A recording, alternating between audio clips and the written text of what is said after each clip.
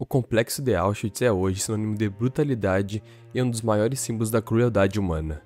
Dentro de locais como esse, ao longo da década de 30 e 40, milhares de pessoas sofreram as piores atrocidades já feitas. Os relatos que conhecemos hoje é devido aos sobreviventes desse terrível local. Auschwitz foi o maior campo estabelecido pela Alemanha nazista. Localizado a 60 km ao oeste da cidade polonesa de Cracóvia, o enorme complexo era composto por 3 campos distintos, 2 com foco no trabalho forçado e outro dedicado inteiramente ao extermínio. Auschwitz I, Auschwitz-Birkenau e Monowitz ceifaram a vida de mais de 1 milhão de pessoas, onde 9 a cada 10 eram de origem judaica.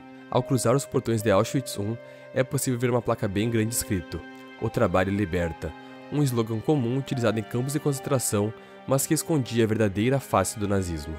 Auschwitz I foi especificamente construído para prender os inimigos reais e imaginários do regime nazista e de seus oficiais, ter à disposição mão de obra escrava empregada como um dos pilares da economia da época, que auxiliava na produção de armamento e artigos de guerra, e também servia como um local para extermínio de grupos pequenos, conforme determinado por autoridades da SS.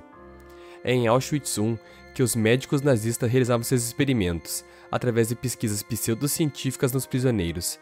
É também aqui que o Dr. Josef Mengele atuava, um dos mais terríveis nazistas da época.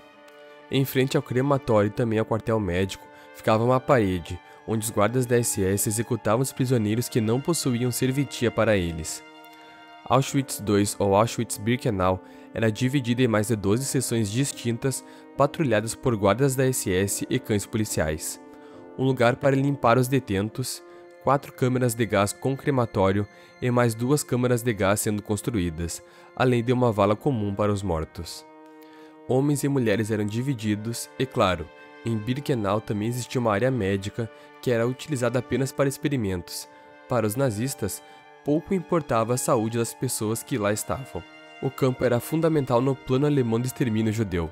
O gás Zinglombi era amplamente empregado a partir de meados de 1941 para agilizar esse processo. Trens chegavam constantemente aqui trazendo cargas e mais cargas de judeus capturados em todos os países ocupados pela Alemanha. Enquanto vou seguindo com o roteiro, deixarei na tela o número aproximado de judeus que foram deportados para dentro de Auschwitz, dividido por país. A Hungria deportou cerca de 440 mil judeus, onde 426 mil foram diretos para Auschwitz e 320 mil foram encaminhados para as câmaras de gás. 110 mil pessoas foram selecionadas para os trabalhos forçados, isso tudo apenas entre abril e julho de 1944. Ao chegar, as pessoas passavam por uma triagem, na qual as equipes da SS decidiam quem era capaz ou incapaz de realizar os trabalhos. A maioria era enviada diretamente para os chuveiros, mas que na verdade eram câmaras de gás. Era feito assim para enganar as vítimas e agilizar o processo de morte. Auschwitz III ficava localizado nos arredores das cidades de Monowitz.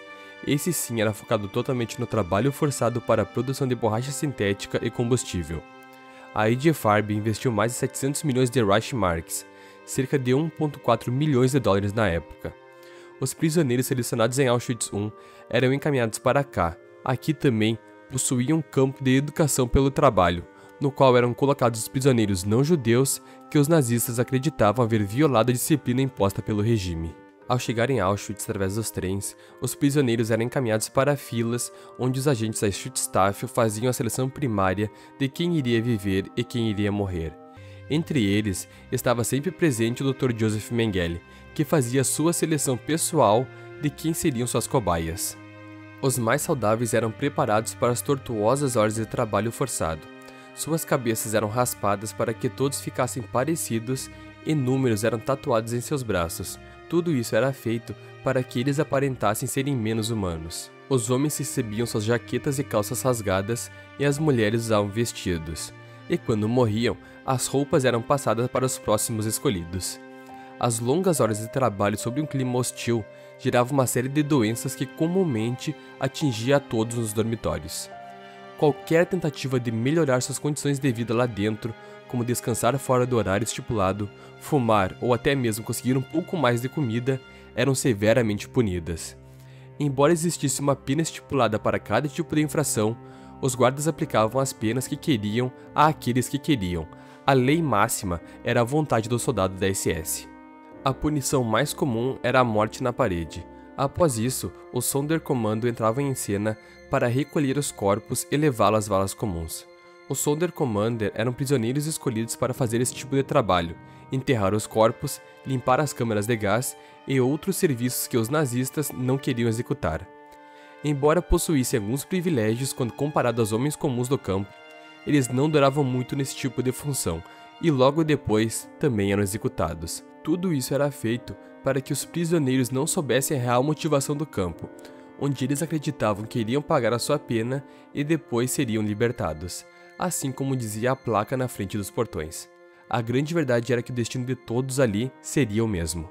Em janeiro de 1945, em pleno inverno europeu, os nazistas começaram a destruir seus campos de concentração na tentativa de escondê-los. As forças aliadas avançavam constantemente sobre os territórios dominados pela Alemanha e os soldados da Schutzstaffel fugiam com milhares de prisioneiros. Qualquer um que não conseguisse acompanhar o ritmo era morto imediatamente.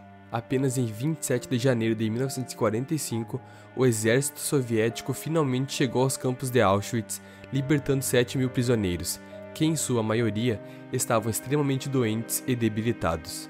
O horror nazista só acabou com a morte de Hitler em 30 de abril de 1945, e ainda hoje, guardas dos campos de concentração são encontrados e levados à justiça. A história desse terrível regime jamais deve ser esquecida por mais dolorosa que seja, pois ainda hoje existem pessoas que apoiam esse tipo de ideologia. Denuncie sempre e nunca se cale.